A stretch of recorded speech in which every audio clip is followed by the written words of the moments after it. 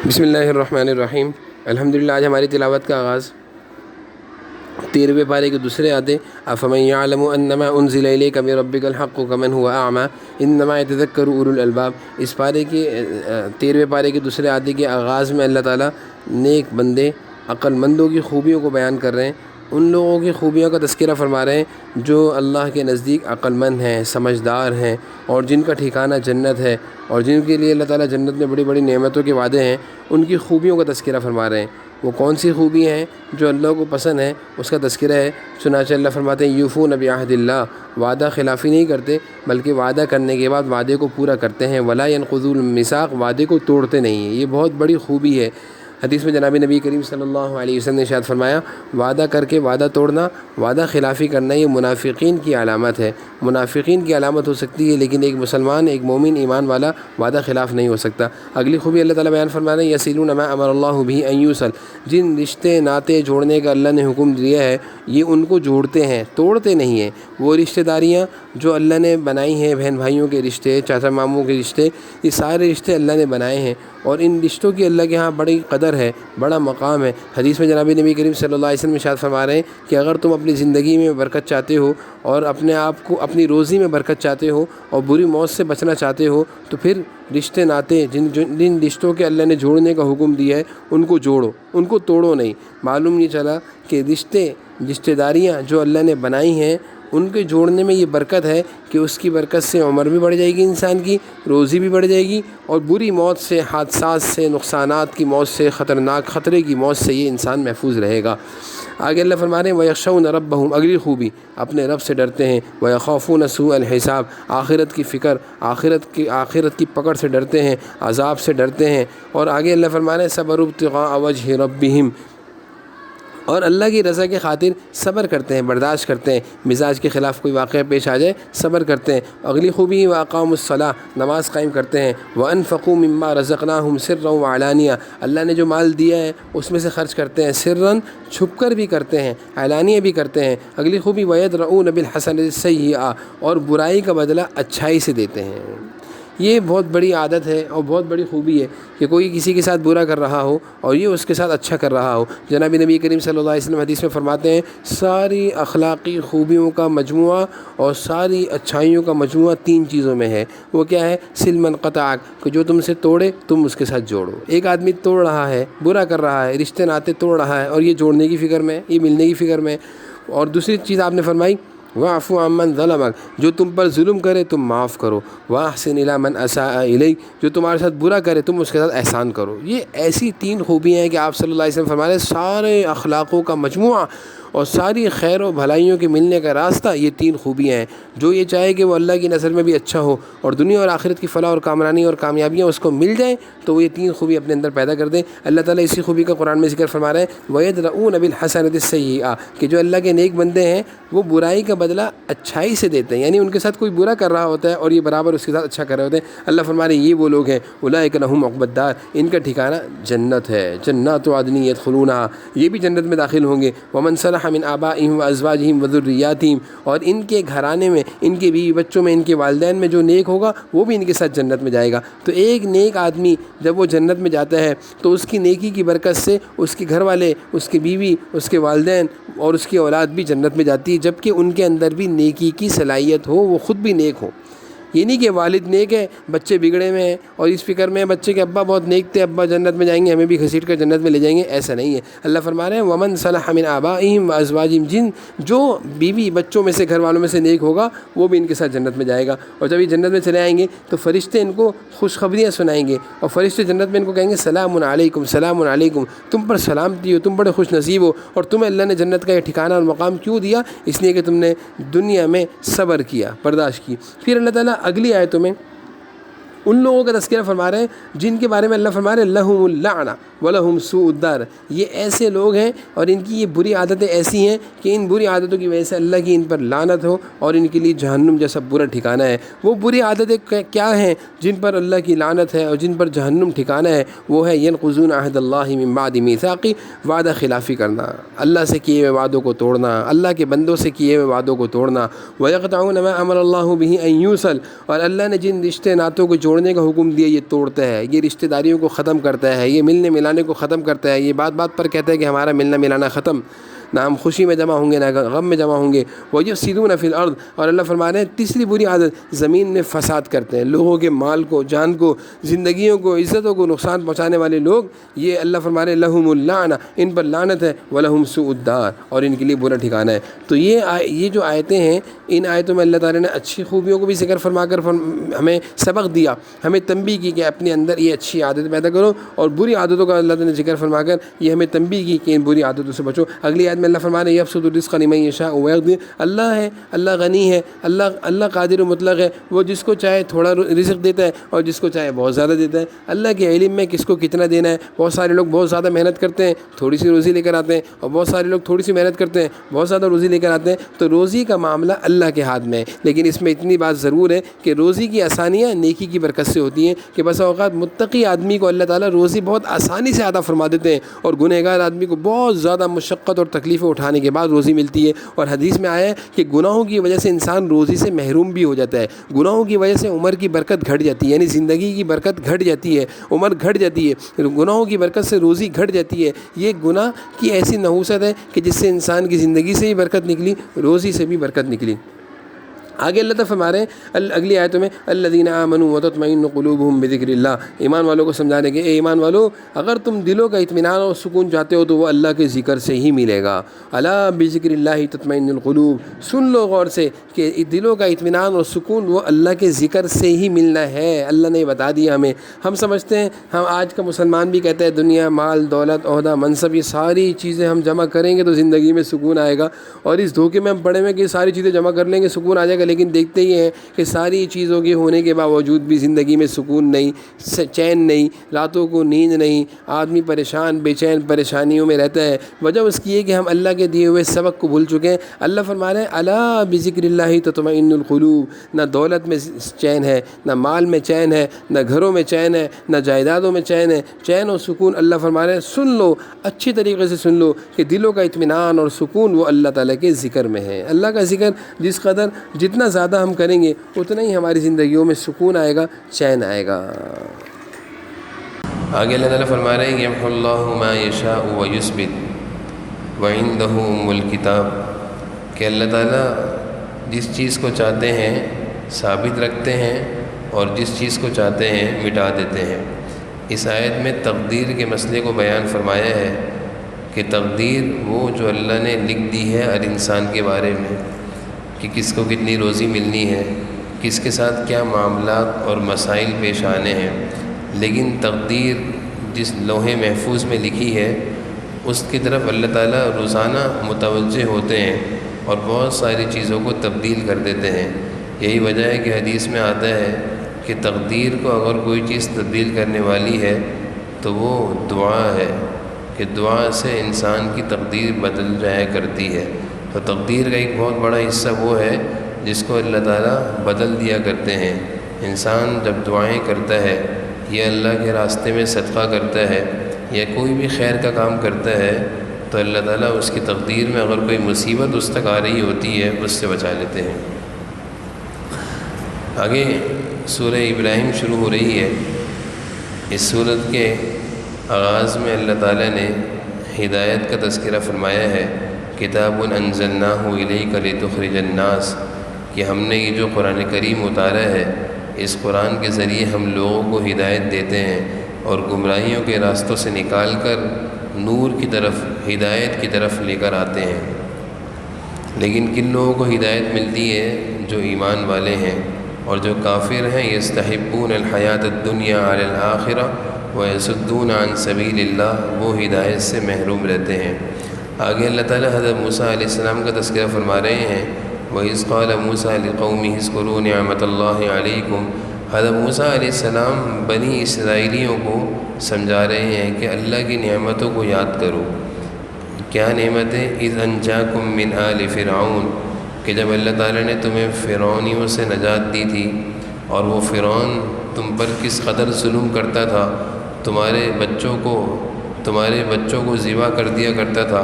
اور تمہاری عورتوں کو چھوڑ دیا کرتا تھا۔ وَفِي ذَلِكُمْ بَلَاءٌ مِّن رَّبِّكُمْ عَظِيمٌ، اے بنی اسرائیلیوں یہ کس قدر بڑی آزمائش تھی، اللہ نے تمہیں اتنی بڑی آزمائش سے یعنی فرعون کو غرق کر دیا اور تمہیں اس کے ظلم سے نجات دے دی۔ تو اس اللہ کے احسان کا اور اللہ نے جو تم پر انعام فرمایا ہے اس کا تو یہ صلہ میں دینا چاہیے تھا کہ تم اللہ کا شکر ادا کرتے۔ اگر تم اللہ کا شکر ادا کرتے لَأَزِيدَنَّكُمْ، تو اللہ کا قانون ہے کہ جب اللہ کی نعمتوں کا شکر کیا جاتا ہے تو اللہ تعالیٰ لَأَزِيدَنَّكُمْ نعمتوں میں اضافہ فرماتے ہیں، اور جب اللہ تعالیٰ کی نعمتوں کی ناقدری اور ناشکری ہو تو اللہ تعالیٰ پھر نعمتوں کو سلب کر دیا کرتے ہیں۔ تو بندے پر جو اللہ کی نعمتیں اور انعامات ہیں ان نعمتوں کو بڑھانے والی اگر کوئی چیز ہے اور ان نعمتوں کو محفوظ رکھنے والی کوئی چیز ہے وہ شکر ہے۔ اگر ہم چاہتے ہیں کہ جو نعمتیں اللہ نے ہمیں دی ہیں وہ اس میں اضافہ بھی ہو اور وہ نعمتیں محفوظ بھی رہیں تو اس کا بہترین وظیفہ وہ شکر ہے کہ دن رات اللہ کی نعمتوں کا شکر ادا کریں۔ آگے حضرت موسیٰ علیہ السلام فرما رہے ہیں ان تکفروا انتم ومن فی الارض جمیعا، اور اگر تم اللہ کی نعمتوں کی ناشکری اور ناقدری کرو گے تو فإن اللہ لغنی حمید، اللہ تو غنی ہے، اللہ تو مستغنی ہے، اس کو ضرورت نہیں کہ تم اس کی نعمتوں کی شکر کرو، شکر کرنے سے تمہیں ہی فائدہ ہونا ہے، اس لیے اگر شکر نہیں کرتے، ناقدری اور ناشکری کرتے ہو تو اس کا نقصان تمہیں ہی اٹھانا پڑے گا۔ آگے اللہ تعالیٰ فرما رہے ہیں کہ کفار انبیاء علیہ السلام کو دھمکیاں دیتے تھے، وقال الذین کفروا لرسلہم لنخرجنکم من ارضنا او لتعودن فی ملتنا، کہ ہم تمہیں اپنی بستی سے نکال دیں گے یا پھر تم ہماری ملت کی طرف لوٹ آؤ، یعنی جس طرح ہم کفر کر رہے ہیں تم بھی اسی طرح کافر ہو جاؤ۔ تو انبیاء علیہ السلام کو دھمکی دینا یہ کفار کی عادت تھی، جیسے کہ آج کل نیک لوگوں کو اور علماء کو خیر کے کاموں سے روکنے کے لیے بہت سارے بد کردار لوگ دھمکیاں دیتے ہیں۔ فَأَوْحَىٰ إِلَيْهِمْ رَبُّهُمْ لَنُهْلِكَنَّ الظَّالِمِينَ، اللہ تعالیٰ ان آیتوں کے ذریعے سے اپنے انبیاء علیہ السلام کو تسلی دے رہے ہیں کہ آپ کو یہ کچھ نہیں کر سکتے، ہم انہی لوگوں کو، انہی ظالموں کو ہلاک کر دیں گے، آپ اپنے کام میں لگے رہیں۔ آگے اللہ تعالیٰ اپنی قدرتوں کا تذکرہ فرما رہے ہیں اور ساتھ میں جہنم کی ایک تصویر بیان فرما رہے ہیں کہ جب اللہ تعالیٰ سب کو جہنم میں داخل کر دیں گے، جن لوگوں کو بد اعمالیوں کی وجہ سے داخل کیا جائے گا، تو وَبَرَزُوا لِلَّهِ جَمِيعًا فَقَالَ الضُّعَفَاءُ لِلَّذِينَ اسْتَكْبَرُوا إِنَّا كُنَّا لَكُمْ، تو جو کمزور لوگ ہوں گے وہ اپنے بڑے لوگوں سے جن کے کہنے پر وہ برائیاں کیا کرتے تھے ان سے کہیں گے کہ آج تم ہمارے اوپر سے اس جہنم کے عذاب کو ہٹاؤ، آج تم ہم سے اس جہنم کے عذاب کو ہٹاؤ، تمہاری وجہ سے ہم جہنم میں آئے ہیں، تم ہمیں برائی پر لگایا کرتے تھے، اچھائی سے روکا کرتے تھے۔ تو وہ جو ان کے بڑے سردار ہوں گے وہ کہیں گے سواء علینا اجزعنا ام صبرنا، رو پیٹو یا صبر کرو، اس جہنم کی آگ سے ہم تمہیں نہیں بچا سکتے۔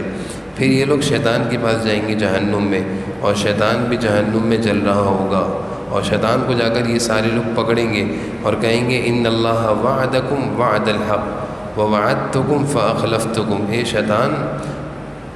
کہ تو نے ہم سے جو وعدہ کیا تھا وہ تو نے پورا نہیں کیا،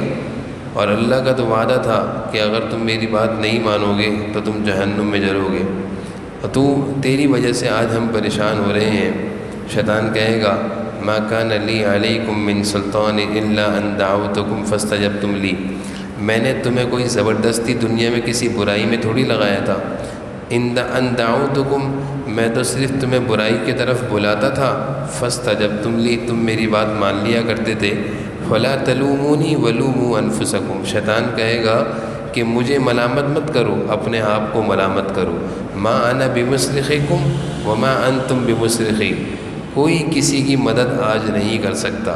یعنی شیطان کتنا واضح جواب کل جہنم میں دے گا، خود بھی جلتا ہوگا اور جو اس کے پیروکار ہوں گے یعنی دنیا میں جس نے شیطان کی مانی ہوگی وہ سب بھی جلتے ہوں گے، اور جب وہ شیطان کو پکڑیں گے کہ تیری وجہ سے آج ہم جہنم میں پہنچے ہیں، تو شیطان واضح دو ٹوک جواب دے دے گا کہ میں نے صرف تمہیں برائی کی طرف بلایا تھا، کوئی پکڑ کر برائی نہیں کروائی تھی۔ یعنی دنیا میں کبھی ایسا نہیں ہوتا کہ شیطان کسی کی گردن پکڑ کر اس سے کوئی گناہ کروائے، وہ گناہ کا خیال دل میں ڈالتا ہے، فاستجبتم لی، اور اس کی بات جو مانتا ہے تو وہ گناہ کی طرف چل پڑتا ہے، تو شیطان صاف کہے گا لا تلومونی ولوموا انفسکم، مجھے ملامت مت کرو، اپنے آپ کو ملامت کرو کہ تم نے میری بات کیوں مانی تھی۔ آگے اللہ تعالیٰ کلمہ طیبہ کی مثال ایک درخت سے دے رہے ہیں کہ کلمہ طیبہ کی مثال اس درخت کی سی ہے جو درخت پاکیزہ ہو، جس کی جڑ مضبوط ہو، جس کی شاخیں آسمان تک جاتی ہوں، جس سے لوگوں کو فائدہ پہنچتا ہو۔ فرمایا کہ کلمہ طیبہ کی مثال بھی ایسی ہے کہ کلمہ طیبہ پڑھنے والے ان کی بنیادیں بھی مضبوط ہیں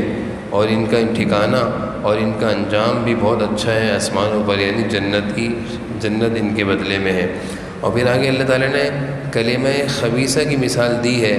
اور وہ ایک برے درخت سے مثال دی ہے کہ جس درخت کی نہ جڑ مضبوط ہوتی ہے، نہ کوئی پھل ہوتا ہے، نہ اس کی شاخیں اوپر کی طرف جاتی ہیں۔ تو کلمہ خبیثہ سے مراد کفر اور شرک کی باتیں ہیں، اور کلمہ طیبہ سے مراد ایمان اور اسلام کی باتیں ہیں۔ اللہ تعالیٰ نے دونوں مثال دے کر سمجھایا ہے کہ ایمان اور اسلام قبول کرو گے تو ٹھکانہ جنت ہے، اور کفر اور شرک کی باتیں کرو گے تو ٹھکانہ جہنم ہے۔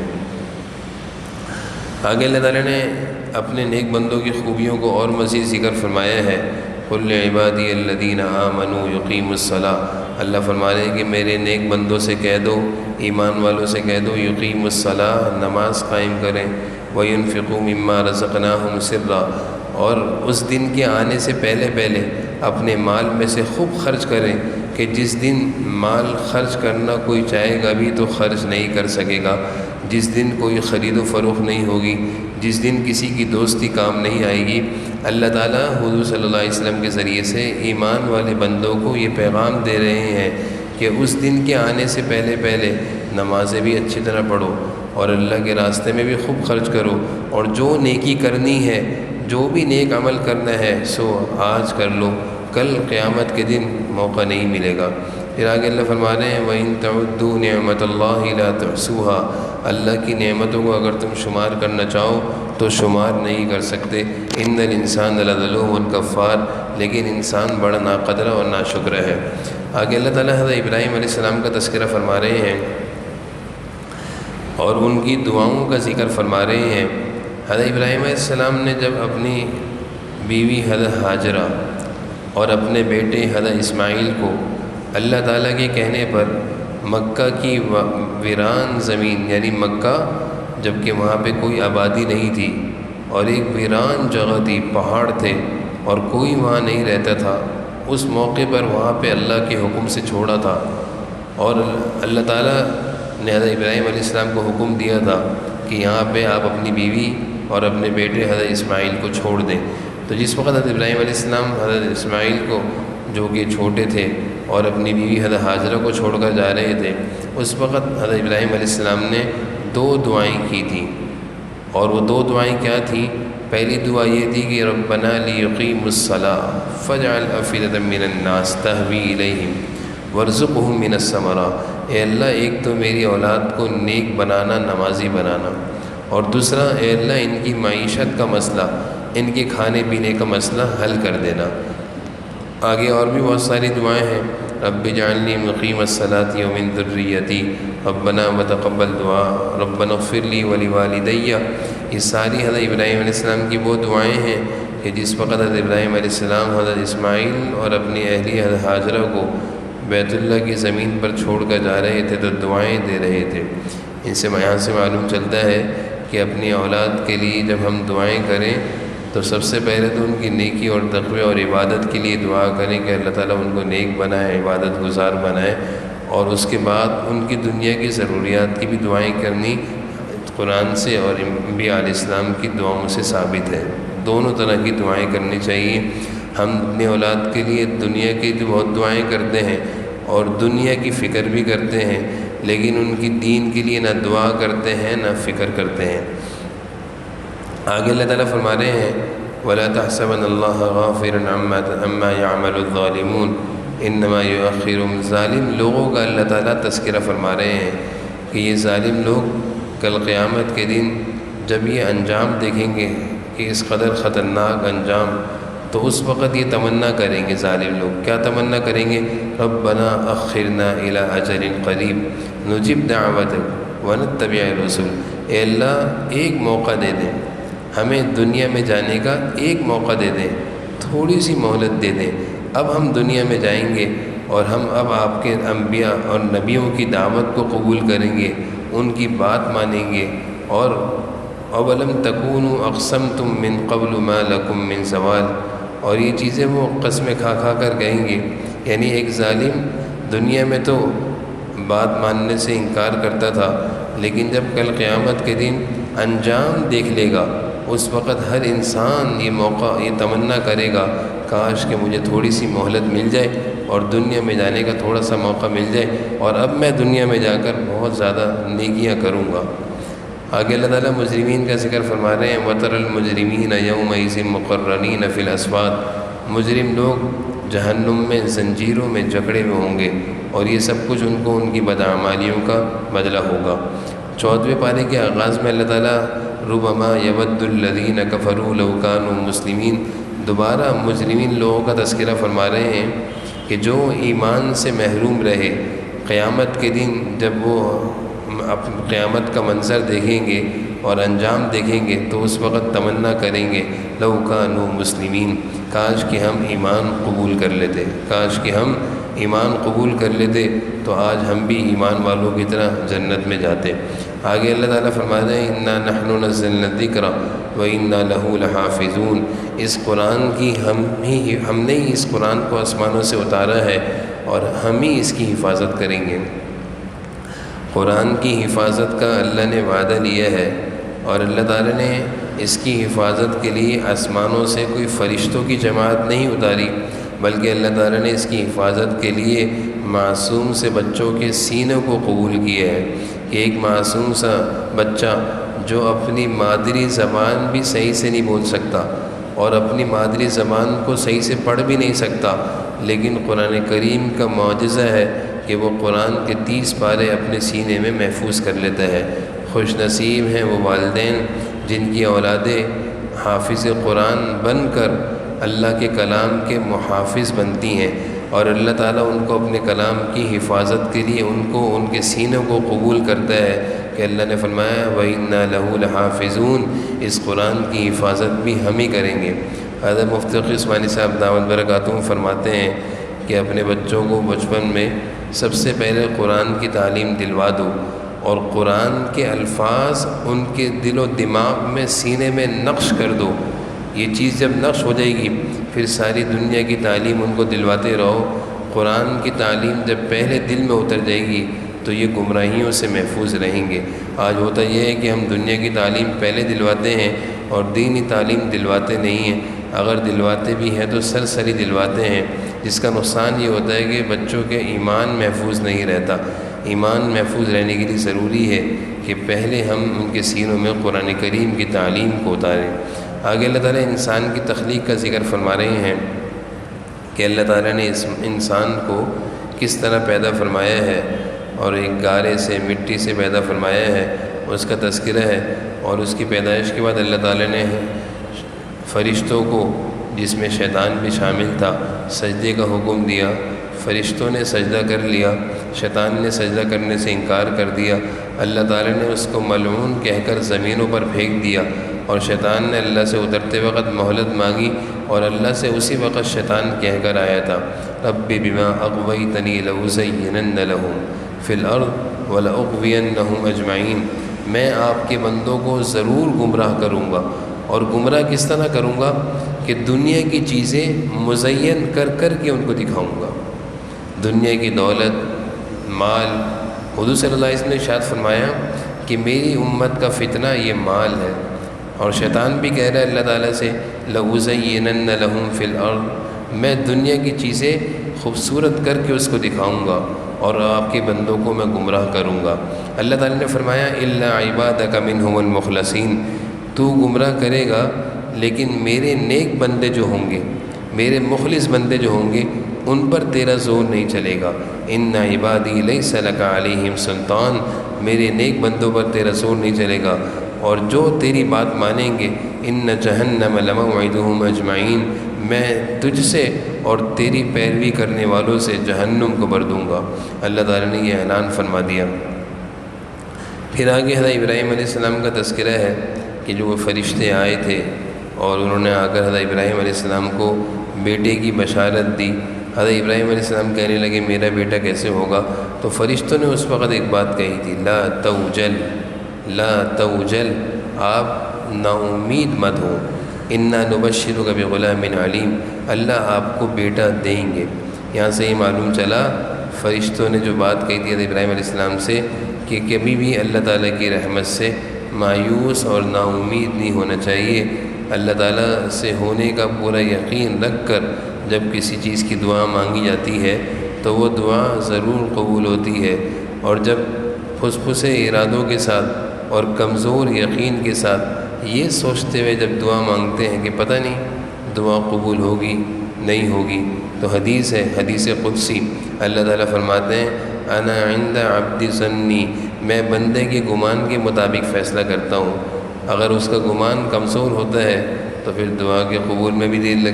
میں بھی دیر لگتی ہے، اور وہ اگر مضبوط ارادے کے ساتھ اور یقین کے ساتھ مانگتا ہے تو اللہ تعالیٰ قبول فرماتے ہیں۔ یہ فرشتے حضرت ابراہیم علیہ السلام سے کہہ رہے ہیں لا توجل،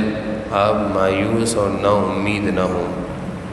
اگلی آیتوں میں اللہ تعالیٰ فرما رہے ہیں، اہل ایمان کو اللہ تعالیٰ نصیحت فرما رہے ہیں، لا تمدن عینیک الی ما متعنا بہ، جو میں نے دنیا کی چیزیں کافروں کو دی ہیں اس کی طرف نظر اٹھا کر مت دیکھو۔ اللہ تعالیٰ اہل ایمان سے فرما رہے ہیں کافروں کی طرف اور ان کی دنیا کی چیزوں کی طرف مت دیکھو۔ بہت سارے لوگ کافروں کی دولت کو دیکھ کر کہتے ہیں کہ یہ کافر اللہ تعالیٰ کے منکر اور نافرمان بھی ہیں اور دنیا کی نعمتوں کے بھی بڑے مزے لوٹ رہے ہیں، تو دنیا تو ہے ہی کافروں کے لیے، دنیا تو ہے ہی کافروں کے لیے،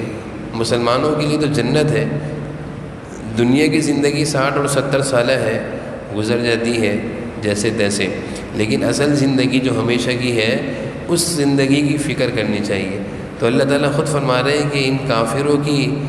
چیزوں کی طرف مت دیکھو اور ان سے متاثر مت ہو۔ اور آگے ایک اور پارے میں اللہ تعالیٰ فرما رہے ہیں وَلَا تَعْدُ عَيْنَاكَ عَنْهُمْ، اہل ایمان جو نیک لوگ ہیں ان سے اپنی نظر مت ہٹاؤ، یعنی نیک لوگوں کی طرف دیکھو اور کافروں کی طرف مت دیکھو۔ ایک جگہ اللہ فرما رہے ہیں کہ نظر ہٹاؤ، یعنی کافروں کی طرف سے نظر ہٹاؤ، اور دوسری جگہ اللہ فرما رہے ہیں نیک لوگوں کی طرف نظر ڈالو۔ معلوم یہ چلا کہ اچھی صحبت، اچھی محفل، اچھی جگہ بیٹھ کر اچھے اثرات دل میں آتے ہیں، اور سب سے اچھی محفل، اچھی صحبت وہ نیک لوگوں کی صحبت ہے۔ اس لیے اللہ فرما رہے کہ نیک لوگوں کی صحبت میں بیٹھو، ان کے اوپر نظر ڈالو، اس سے تمہارے اندر آخرت کی فکر پیدا ہوگی۔ اور دوسری جگہ اللہ فرما رہے ہیں کہ کافروں کی طرف نظر مت ڈالو، کیونکہ جب تم کافروں کی مال و دولت کو دیکھو گے تو تمہارے دل میں دنیا کی محبت پیدا ہوگی۔ آگے سورہ نحل شروع ہوتی ہے۔ اس سورت میں اللہ تعالیٰ کی قدرتوں کا تذکرہ ہے اور اللہ تعالیٰ کی بہت ساری نشانیوں کا تذکرہ ہے، اور چاند اور سورج کا تذکرہ ہے، اور آسمان سے برسنے والی بارشوں کا تذکرہ ہے، اور بارش کے نتیجے میں زمین سے اگنے والے درخت زیتون ینبت لکم بہ الزرع والزیتون، زیتون کا، والنخیل، اور اسی طرح کھجوروں کا تذکرہ ہے، مختلف اللہ تعالیٰ کی نعمتوں کا تذکرہ ہے۔ پھر اس کے بعد اللہ تعالیٰ چاند اور سورج کا تذکرہ فرما رہے ہیں، اور چاند اور سورج کے بعد اللہ تعالیٰ سمندروں کا تذکرہ فرما رہے ہیں کہ اللہ تعالیٰ نے تمہارے لیے سمندر تک کی مچھلیوں کو مسخر کر دیا ہے کہ تم سمندر کے پانی میں کشتی لے کر گھومتے پھرتے ہو، اور پھر وہاں سے تم مچھلیاں پکڑتے ہو اور اس سے تم کھاتے ہو۔ یہ ساری اللہ کی نعمتیں اس سورت کے آغاز میں اللہ تعالیٰ نے بڑی تفصیل سے ذکر فرمائی ہیں، اور اس کے ساتھ ساتھ اللہ تعالیٰ نے ظالم لوگوں کا تذکرہ بھی فرمایا ہے کہ ظالم لوگ جو اللہ کی نعمتوں کے حاصل ہونے کے باوجود پھر بھی اللہ کا انکار کرتے ہیں اور اللہ کے نبی کی بات ماننے سے انکار کرتے ہیں اور کفر والی زندگی گزارتے ہیں۔ اور اسی طرح اللہ تعالیٰ نے آگے شہد کی مکھی کا بھی تذکرہ فرمایا ہے کہ اللہ تعالیٰ نے انسان کے لیے ایک مکھی کو مسخر کیا ہے جو مختلف پھولوں پر بیٹھ کر اور بہترین قسم کا شہد بناتی ہے، اور اللہ تعالیٰ فرمانے فیہ شفاء للناس، اس شہد میں لوگوں کے لیے شفا ہے۔ اللہ تعالیٰ ہم سب کو عمل کی توفیق نصیب فرمائے۔